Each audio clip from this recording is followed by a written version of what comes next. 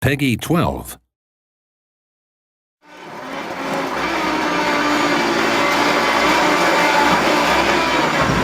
Pretty realistic. Detail on it is incredible. Very realistic. When I bank a corner in, it does go and does slide. And another go? Yeah, one more. Gives you a bit of a tank slapper on the way out. It feels as real as it gets, basically. Sorry, you've got to concentrate. All the noises and the traction, the way the kind of car slips and slides across the surfaces. Good graphics. It's insane. Very good sound.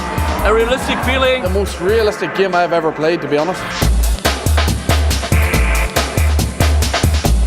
The realism of DiRT 3 is just amazing. The graphics have come up another level from DiRT 2. The way the cars handle and the way everything looks, it's just incredible. We're working much closer with manufacturers and racing drivers to make sure the physics are as realistic as possible for each and every car in the game.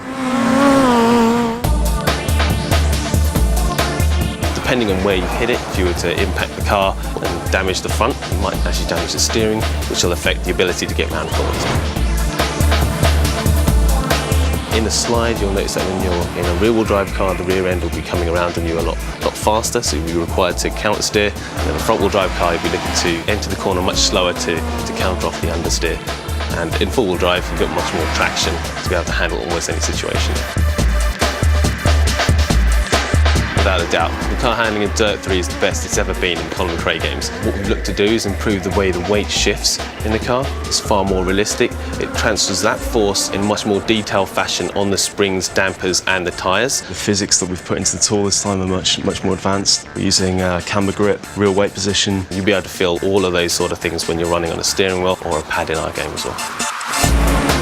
DiRT 3 uses a very realistic physics model, and we aim to make the cars as realistic as possible. We can grab real-world stats, and from there we can really modify and alter the character around those figures.